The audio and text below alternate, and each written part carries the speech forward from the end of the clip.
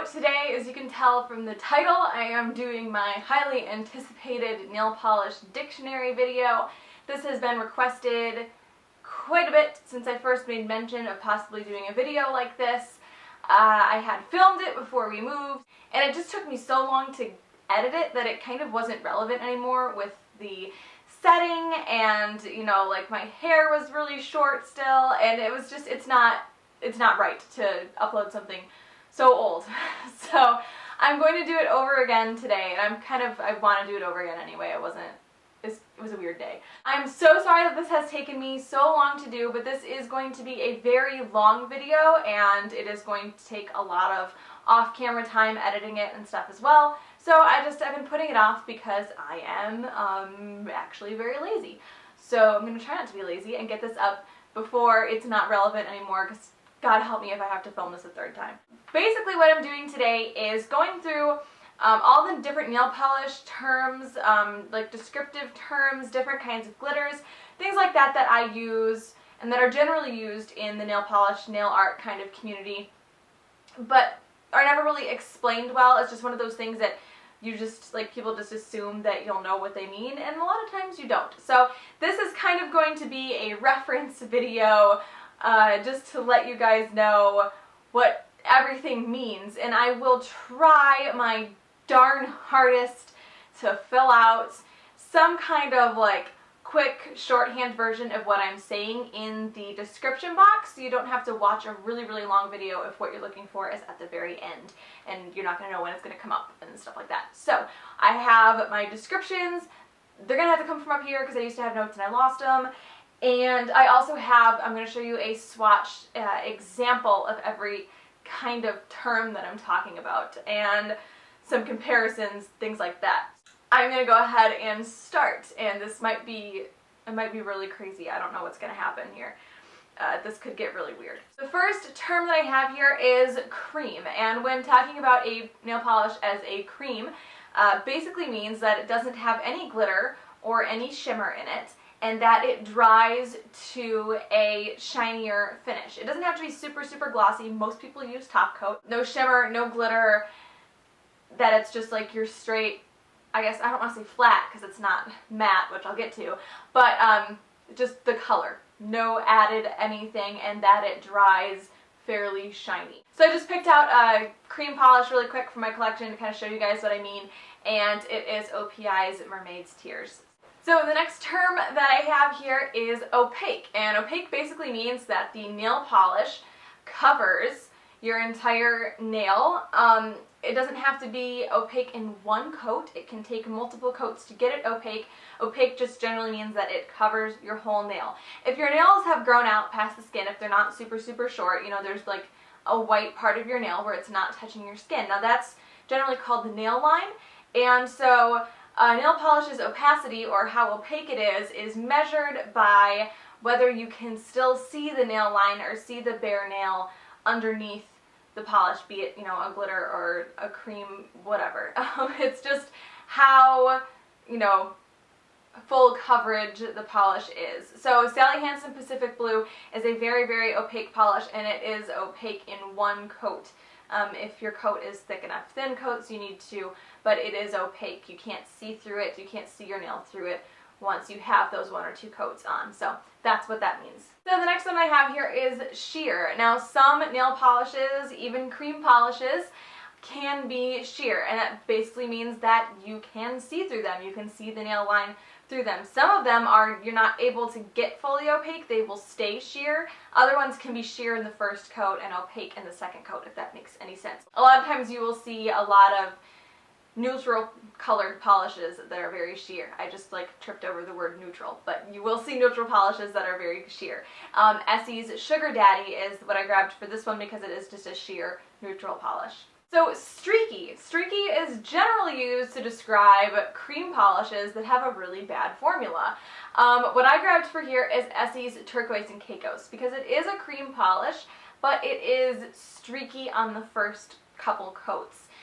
Streaky, basically, if a polish is sheer, you can see through it, right? Streaky is where it's like, doesn't apply evenly, and it's sheer, you know, there's like a line where it's sheer and there's a line where it's more opaque, and it just looks really uneven, and it just doesn't apply evenly, and it's just kind of bleh.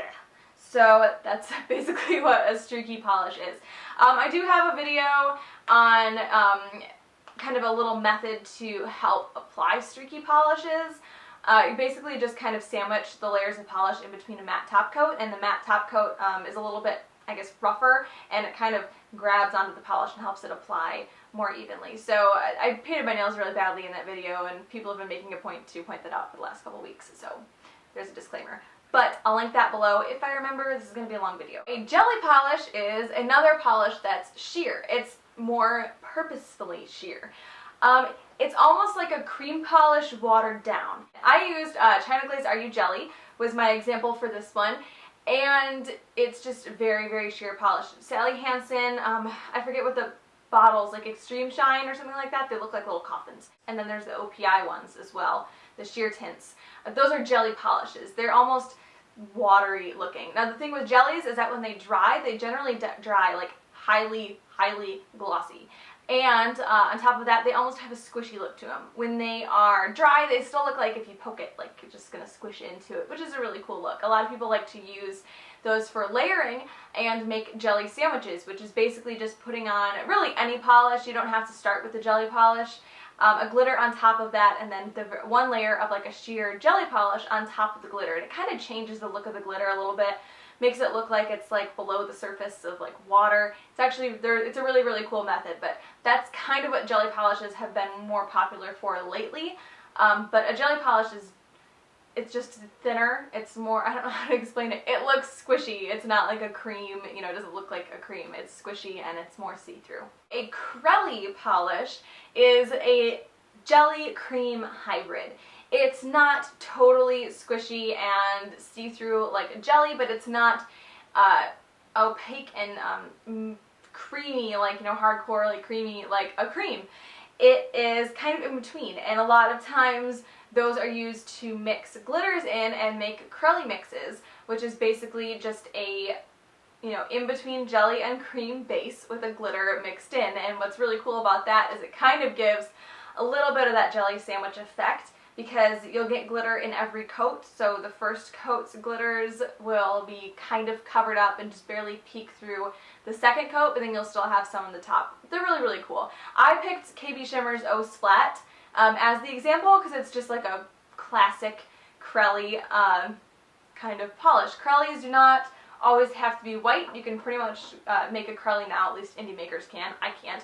Out of just about any color you can make a Crelly. So a matte polish is a polish, generally they look like creams in the bottle, and they dry to a completely like matte, no shine surface.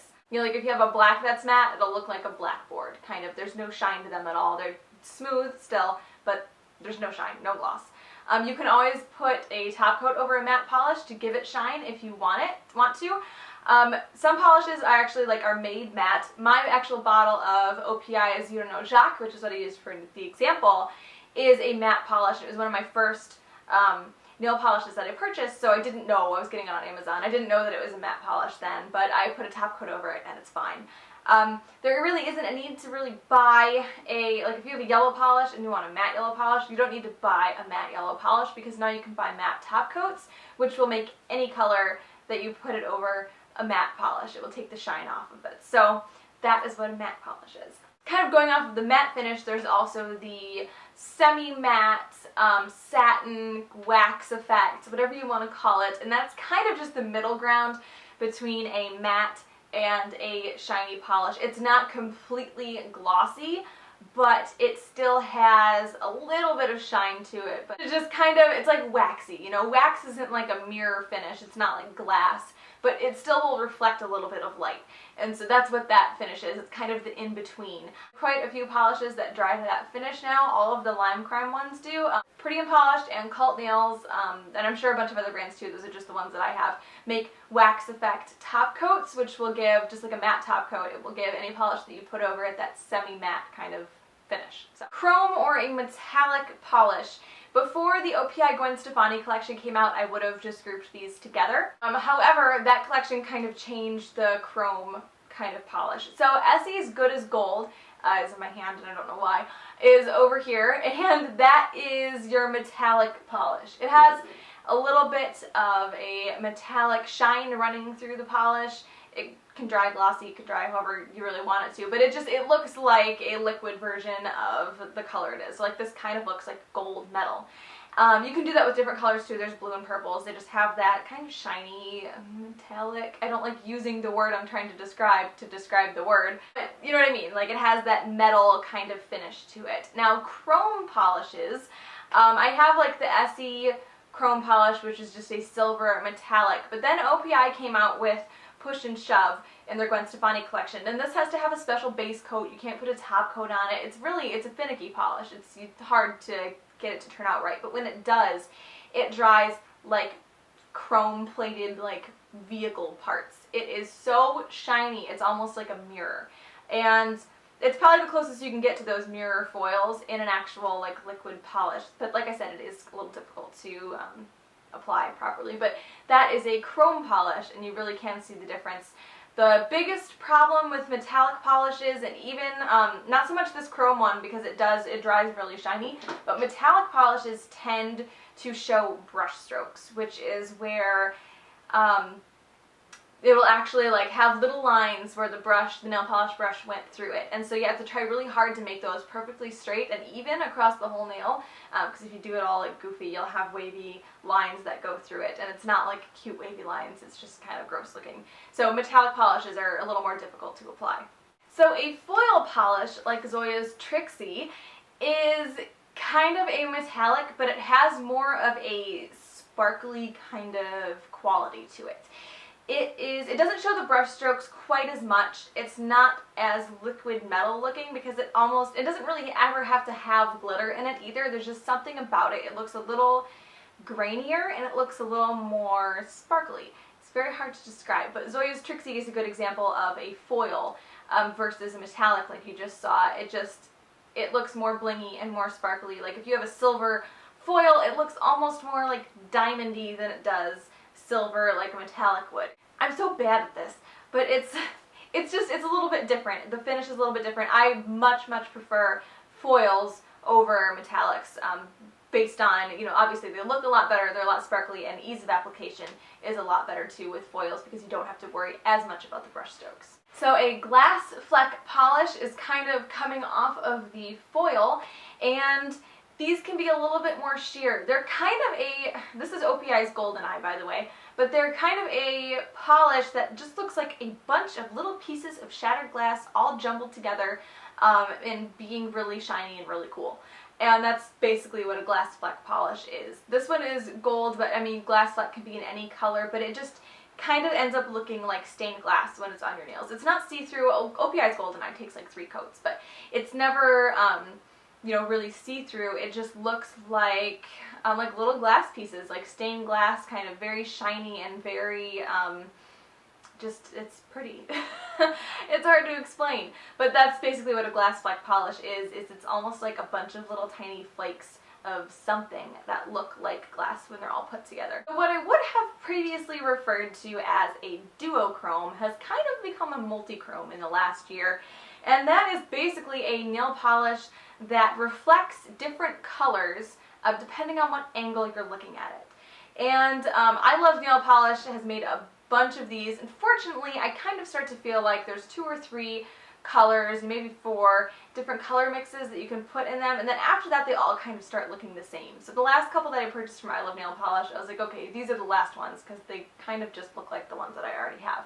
So duochrome used to mean basically you would have 2 different colors. A polish would look like one color from one angle or in one light, and then it would look like another color, and it was really cool. So now they have these multichrome polishes, which are multiple different colors depending on what light you're going into. So this is I Love Nail Polish's Cygnus Loop, and I am showing this to you underwater because for some reason the light reflects differently. Well, that's not a mystery, but the light reflects differently when you're looking at it underwater, and it manages to reflect all of the colors. all at once. You can see all the different colors in it without having to look at it in different lights and different angles. The interesting thing about these multi-chrome polishes is they actually they don't look as cool in direct sunlight as you'd think they would. Like in my mind, I would think that direct sunlight would show all of the colors, but it really doesn't. They look much better in shade or in indoor light or underwater. When I'm in the shower and I have this on and you get like a water drop on your finger, the one drop will reflect a different color than the polish around it. They look really cool. So that is a multi-chrome, or a duochrome would be, you know, just two different colors. Multi-chromes are kind of the thing right now, I guess. There's lots of different colors being reflected. Now we're into holographics. This is a very, very commonly asked question, is the difference between a linear holographic and a scattered holographic.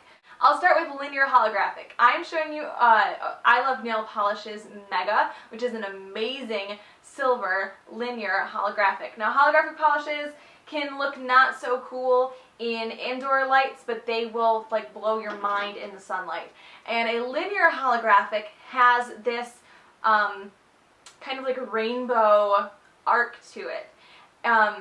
It will reflect rainbow colors in the sunlight, but you will see, like, you know, depending on which point of the nail is like closest to the lighting source or the sun, I mean, it's curved, so that makes sense, will reflect this like rainbow kind of curve. I don't know, it's like the linear holographic curve. And that's basically how you tell a linear holographic, is that it will have that curve to it, and they always look 10 times better in direct sunlight. So a scattered holographic, this is Zoya's Aurora, is a polish that has little itty bitty tiny holographic reflecting or rainbow reflecting glitters almost, but they're very, very fine, so it makes, you know, the whole polish look kind of like stars.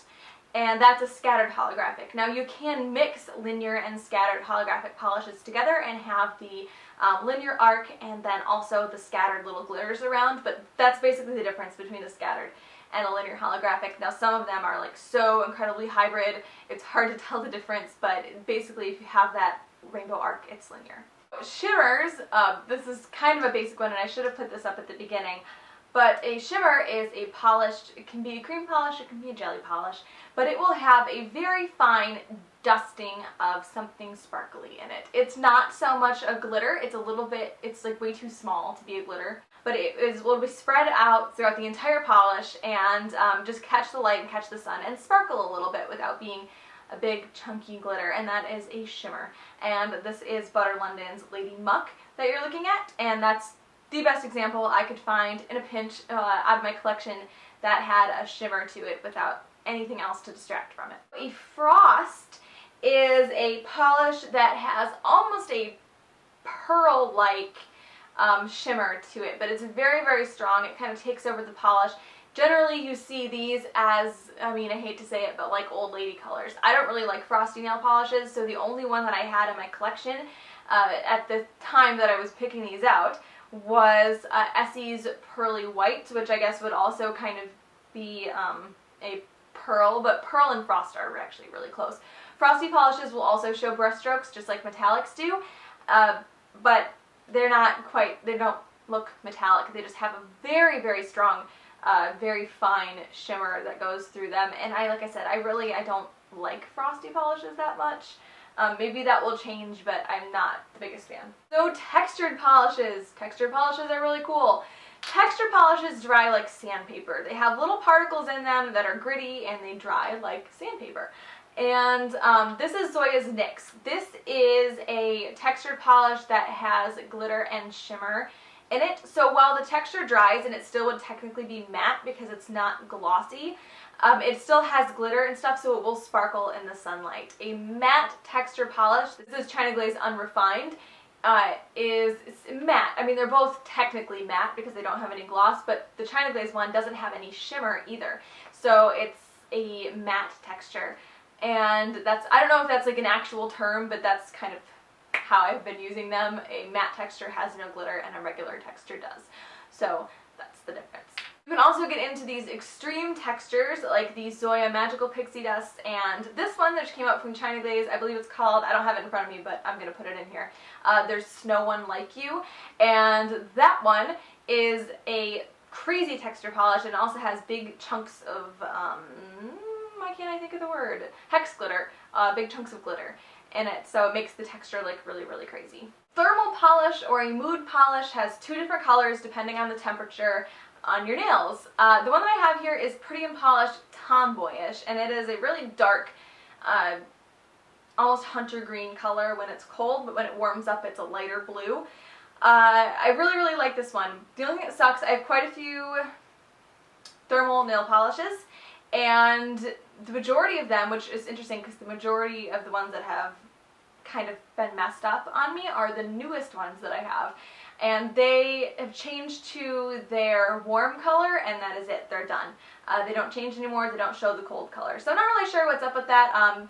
They were ones that were sent to me from Pretty and Polished, and I have emailed and asked, you know, did I do something wrong with storing these? You know, I'd like to be able to explain why they did that when I talk about them in videos.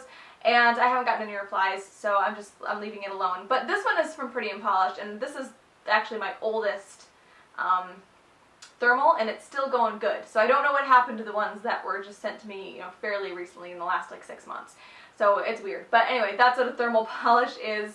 It just changes color depending on the temperature. UV polishes are really, really cool. I only have one, and I kind of just have it for the novelty. They basically change color when they're in sunlight.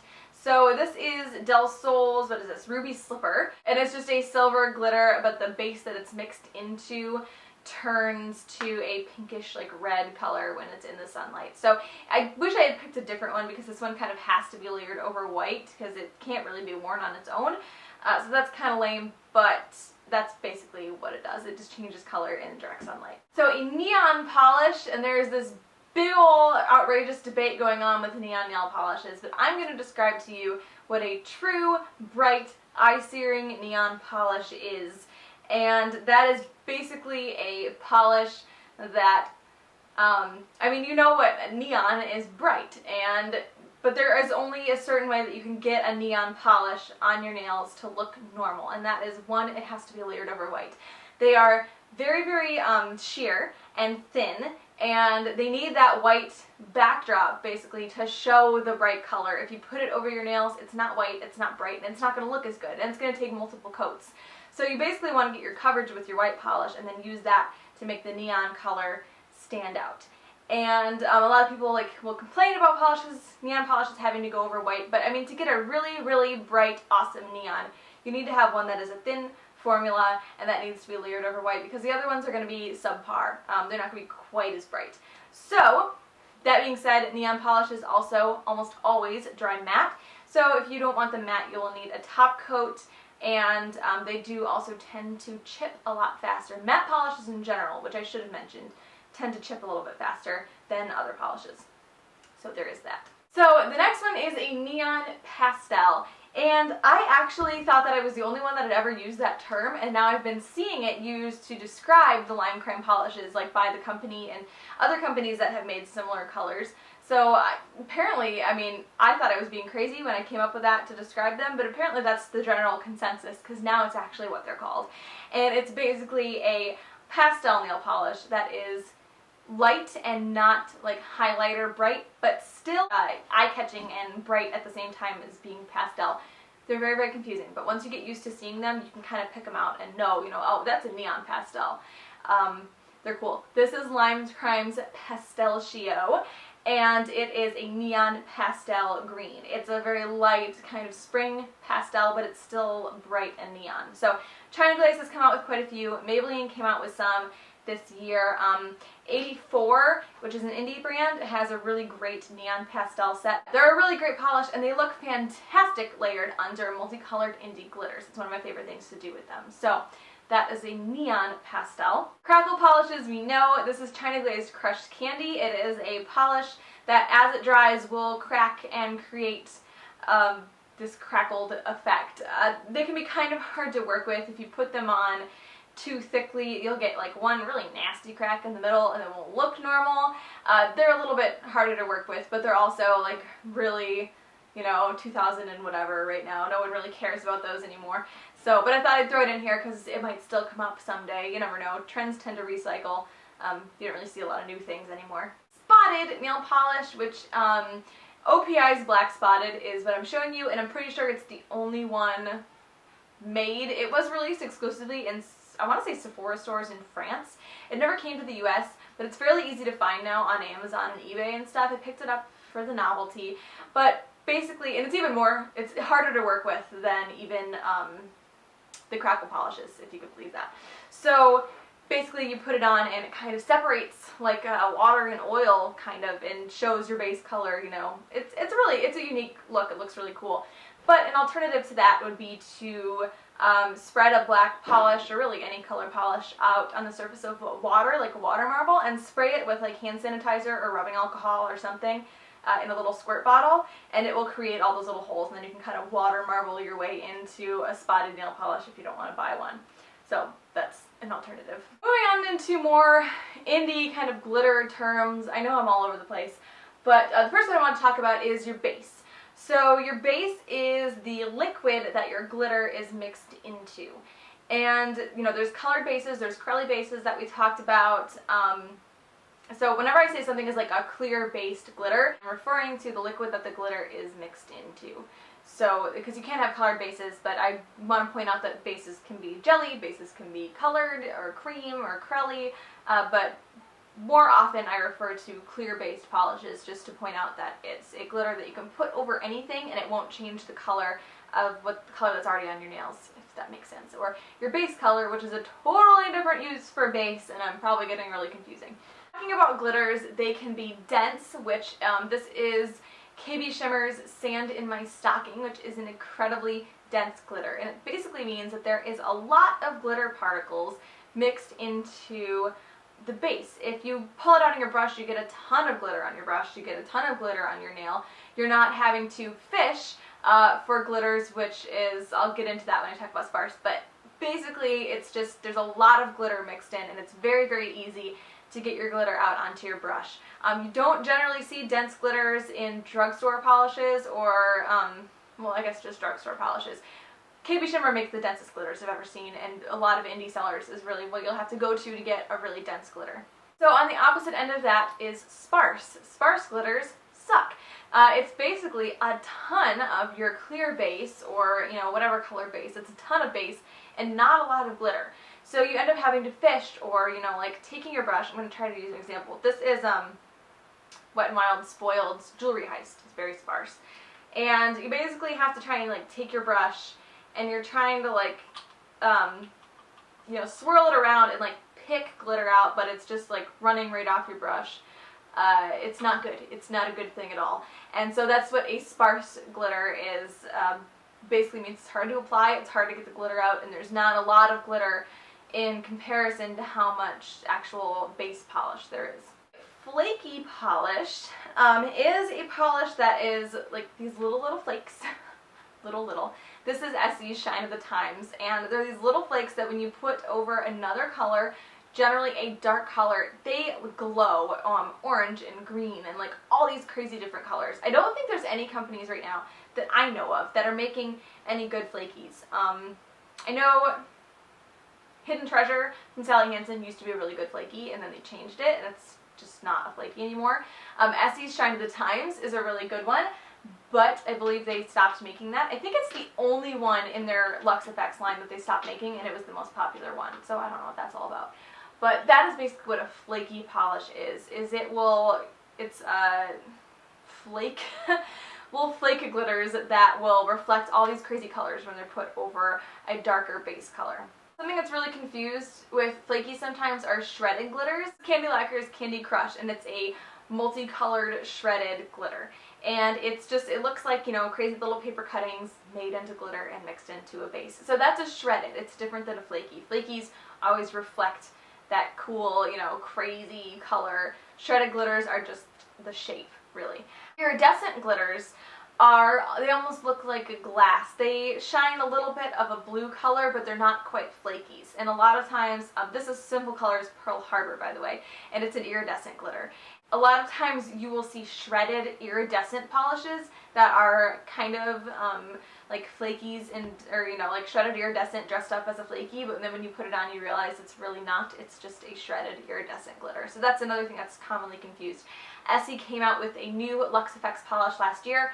It was called Sparkle on top, and it was basically a shredded iridescent, and everyone got really excited because they thought it was going to be a flaky like Shine of the Times, and it was not. So that's another thing, you know, you can tell when you look at the bottle generally, because once you know iridescent you can pick it out, but it can be kind of confusing at first and like really throw you off thinking that you're getting a flaky when you're not. This is Nail Pattern Boldness Flamboyant, and this is a micro glitter, and a micro glitter is a little itty bitty tiny glitter. Generally it can be worn on its own in a couple coats, and that's basically what it is. It is just a bunch of really tiny pieces of glitter that come together and make an opaque polish. The thing with micro glitters, they can tend to dry and feel more like a textured polish, and they can also look kind of dull if you don't top coat them, but they will eat top coat, which basically means all the glitter together creates so many little valleys that the top coat will like soak into those valleys, and it still won't be smooth after one coat, so it can take multiple coats of top coat. Nail Pattern Boldness has a special top coat that's made for, it's called Glitter Food, and it's made for hungry top coat eating polishes, and it's supposed to be able to fill all of those little valleys in with one coat of that, and then, you know, another coat of top coat, rather than like 3 or 4 coats of top coat, which you can actually end up using if you try to use a regular top coat on one of those very, very hungry glitters. You can also use that top coat for textured polishes too. You can fill them in and make them shiny if you don't like the rough feeling of the texture. So coming off of the micro glitter, a chunky glitter is just a large, like a glitter mix, a polish with huge, large pieces of big, chunky glitter. This is Candy Lacquer's Mad for Plaid. It's not the chunkiest glitter that I have, but it's just what I grabbed. You can get bigger pieces of glitter than that. But it's just, you know, squares in large bars, and it's chunky. It's a big glitter. A lot of times those can feel very rough on the nail because the pieces are so big that they are wider than the parts of your nail that curve, so they don't curve with your nail, if that makes any sense. So you have to use, you know, I use a weird top coat combination just to smooth those down so that there's a smooth, you know, feeling. But they can be a little bit of a pain in the butt when you want to top coat them, but I love chunky glitters. I think they look awesome. So there are a lot of different glitter shapes that I talk about. Hex glitters, this is Candy Lacquer's Afro Circus, is literally just glitter shaped like a hexagon. Those can come in just every different size. The majority, I mean, not so much now because there's so many different glitter shapes, but the majority of what you would see in glitter a few years ago was all hex glitters. I guess it's just the easiest one to make. So yeah, the Afro Circus is all hex glitters, just in different sizes. Circle glitters, this is Darling Diva Polishes Holiday. It's, I have a couple circle glitter mixes, but this is the only one that I have that is all circle glitters and it has multiple different sizes. And they just are big circles. They were really, really popular a couple years back when they first came out, but that's what a circle glitter is. So you also have the fuzzy glitter, bar glitter, feathered glitter. This is Sally Hansen's Tight Knit, I believe. It's from their Fuzzy Coat collection. And the difference between this and a regular bar glitter is these fuzzy feathered ones were shorter and thinner than a regular bar glitter. And so they don't stick up as much, but it was just, it was a weird, you know, effect, weird trend. Some people hated it, some people liked it. It was weird. But basically the feathered or fuzzy glitters were just bar glitters, but they were much smaller, like I said, shorter and thinner, so they laid down a little bit better on the nail and they weren't so big and chunky. And of course you can get like a ton of different shapes. There are hearts, stars, skulls, triangles, there's pumpkins and Christmas trees and snowflakes, and there's like new shapes coming out all the time. Candy Lacquer just came out with one that had little kitty head shapes in it, so you can get just about any shape. Donut glitters, which is what I have over here, this is Lumina Lacquer's New Wave, are just circle glitters with the hole cut out in the middle like donuts. And so there's constantly new different glitter shapes coming out. I'm really weird. I like have to have one of every glitter shape. Oh, Elegy, dolphins and penguins and seashells, and there's so many different glitter shapes. So that's another thing. A lot of them are holiday specific. There's bells and candy canes and snowmen, and I love different shaped glitters. So a 3D glitter. Basically when someone says that a glitter is 3D, it means it reflects a rainbow. It's holographic. It's a 3D glitter or a holographic glitter. And yeah, 3D just means that it reflects the rainbow. So over here is Black Cat Lacquer's Doomsday, which is a gold 3D glitter. And then there's also Black Cat Lacquer's Disco Tracks, which is a silver 3D glitter, and it reflects that rainbow. And not all silver and golds will do that, because a regular metallic glitter, this is Milani's Silver and Gold from the Jewel Effects, those don't reflect the rainbow. I mean, they're still metallic gold and silver, but they're not 3D because they don't reflect those rainbow colors. So this polish over here is from Lush Lacquer, and this is called Mr. Bubble. Now, this is what's considered a matte glitter. The glitter itself is matte in the sense that it's not metallic. It's matte. It is, I don't know, it has no metallic reflect, no 3D reflect to it. It's just the color. Now, when someone says that the nail polish is a matte glitter, it doesn't necessarily mean that the nail polish itself, the base that it's mixed into, dries matte. It means that the glitter doesn't have any metallic, properties to it. And I know I showed you the non-3D metallic Milani polishes, but over here is Candy Lacquer's Fairyland, and that is a metallic glitter. Back in the nail polish, way back in the day with nail polishes, before the indie craze, before matte glitters were even a thing, really, every polish was metallic. So every glitter was metallic, so that was basically just glitter. And then there was matte glitter. So this is metallic glitter versus matte glitter. Matte glitter doesn't necessarily mean that the polish itself dries matte. And the last one that I have for you is Lush Lacquer's Clowning Around, and it is a neon glitter. So you can see it in the bottle. It doesn't really look that special or that bright. It actually looks kind of lame. But when you layer it over white, it's very similar to a neon polish. The glitter itself is kind of see-through, and so you need to have that white backdrop to it to really make the color, the white to show through the see-through glitter and make the color really, really pop. So a neon glitter is that kind of see-through, needs to be put over a lighter color or a white for it to really, really show. So you can have a glitter that's like a neon color, but an actual neon glitter is this sheer kind of needs to have white under it glitter. So that, if I remember correctly, is my entire nail polish dictionary video. I hope you guys enjoyed this. This is going to be very labor intensive for me to edit, but I'm really excited to post it for you. So yeah, if you have any more questions or there's anything that you think I missed, let me know down below and I'll at least add it into the description bar. I can't necessarily add it into the video, but yeah, let me know if you have any questions about any of the definitions or anything that you think I missed. I'm sure I missed something at least. So yeah, let me know and I will talk to you guys later. Bye.